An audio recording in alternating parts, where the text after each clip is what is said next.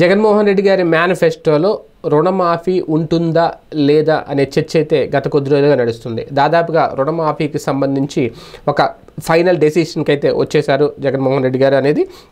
అయితే ఈసారి డ్వాక్రా రుణమాఫీ అయితే ఉండదు, కానీ ఖచ్చితంగా పంట రుణమాఫీ అయితే ఉంటుంది అనేది. అది కూడా 1,50,000 లోపు పంట రుణాలను ఇమీడియట్గా మాఫీ చేసే ఆలోచన అయితే చేస్తున్నారంటే అది కూడా జగన్మోహన్ రెడ్డి గారు అధికారంలోకి వచ్చిన తర్వాత వెంటనే ఆయన తొలి సంతకం రైతులకు సంబంధించి 1,50,000 లోపు ఉన్న రుణాలను మాఫీ చేసే సంతకం అయితే పెట్టబోతున్నారనే ప్రచారం అయితే జరుగుతుంది. అది ఎంతవరకు వాస్తవమో తెలియదు, కానీ ఎందుకంటే రుణమాఫీ విషయంలో అట్టర్ ఫ్లాప్ అయింది. లాస్ట్ టైం తెలుగుదేశం పార్టీ 2014లో రుణమాఫీ చేస్తాను అని చెప్పి ప్రకటన చేసి 3 విడతలుగా రుణమాఫీ చేస్తామని చెప్పి హామీ ఇచ్చి అది పూర్తిగా చేయలేకపోయారు, వైఫల్యం చెందారు. కానీ జగన్మోహన్ రెడ్డి గారు మాత్రం అలా విఫలం చెందకుండా ఉండే ఆలోచన చేస్తున్నారట. ఇమీడియట్గా 1,50,000 లోపు రుణాలు తీసుకున్న వాళ్ళన్ని అందరి రుణాలు మాఫీ చేయాలని ఆలోచన చేస్తున్నారట. ఒకవేళ ఇది సాధ్యం కాని పక్షాన ఖచ్చితంగా డ్వాక్రా రుణాలు మాఫీ చేసే ఆలోచన చేస్తారు అనేది. కాకపోతే డ్వాక్రా రుణాల మాఫీ విషయంలో మాత్రం కాస్తంత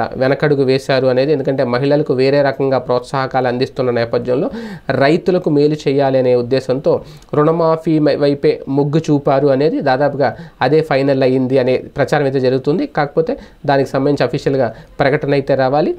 బస్సు యాత్ర 24వ తేదీలోపు పూర్తవుతున్న నేపథ్యంలో ఈలోపే ఈ మేనిఫెస్టోకి సంబంధించి రుణమాఫీకి సంబంధించి ఒక క్లారిటీ ఇచ్చే అవకాశం అయితే కనిపిస్తోంది.